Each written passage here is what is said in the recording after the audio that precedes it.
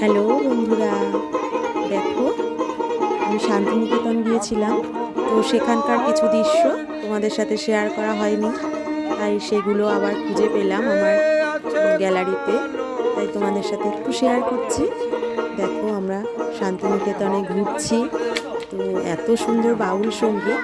তো আমার কথা বলা এখানে আর ঠিক হবে না, তোমরা শোনো কীভাবে বাউল গান গাইছে। তো তারপরে দেখো বাঁশির সুরে আমাদের কিভাবে মন জয় করে এই বাউলেরা। এত সুন্দর বাঁশির সুর, সত্যি লাল মাটির দেশেই এগুলো সম্ভব। এখানে হয়তো অতটা আবেগ জড়িত হবে না, কিন্তু লাল মাটির দেশে সত্যি খুব সুন্দর লাগে। হয়তো সবাই গিয়েছো শান্তিনিকেতনে, তো এমন কোনো বাঙালি হয়তো নেই যে শান্তিনিকেতনে যায়নি। তবু যেন কেন বারবার মনে হয় যে একটু শান্তিনিকেতনে আবার নতুন কিছু ছোঁয়া যদি থাকে সেটা দেখতে বারবারই ছুটে যেতে ইচ্ছা করে। তো দেখো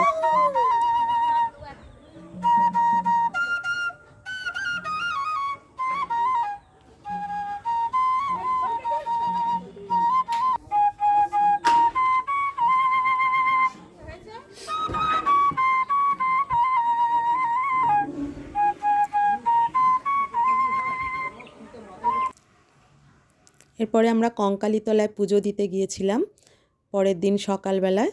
এই যে কঙ্কালীতলায় আমরা পুজো দিয়ে লাইনে দাঁড়িয়ে তারপরে পুজো দিলাম। ওখান থেকে পলাশ ফুলের মালাও কিনেছিলাম মাথায় পরার জন্য, তো খোপায় পলাশ ফুলের মালাও দিয়েছিলাম। দিয়ে দেখো কিছু ছবি তোমাদের সাথে শেয়ার করছি। খোয়াইয়ের হাটেও আমরা গিয়েছিলাম, খোয়াই নদীর পাড়েও ছবি তুলেছি। আর এটা কঙ্কালীতলার ছবি। মায়ের কাছে পুজো দিয়ে তারপরে চলে গিয়েছিলাম আমরা একটু খাওয়া দাওয়াও করতে। তো ওখানে তো জানো সব রেস্টুরেন্টে কাঁসার থালা কাঁসার গ্লাসে খাওয়া দাওয়া হয়, বাঁশের তৈরি আর কি চেয়ার টেবিল। তো এখানে আমরা বাংলাদেশের এক অফিসও ছিল ওখানে, সেখানেও গিয়েছিলাম। তো এবার আমরা দেখো খোয়াইয়ের হাটে আমরা নাচ করছি।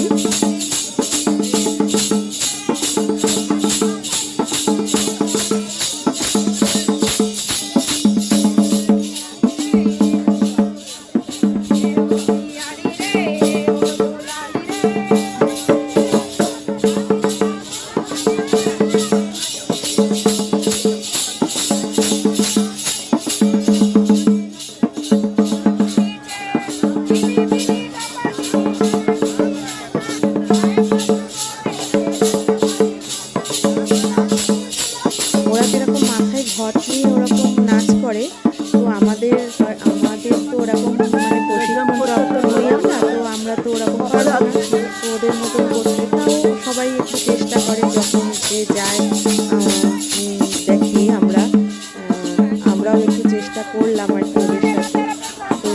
তো এইটুকুই তোমাদের সাথে একটু শেয়ার করলাম। তোমাদের কেমন লাগলো ভিডিওটা আমাকে কিন্তু একটু জানিও, ঠিক আছে?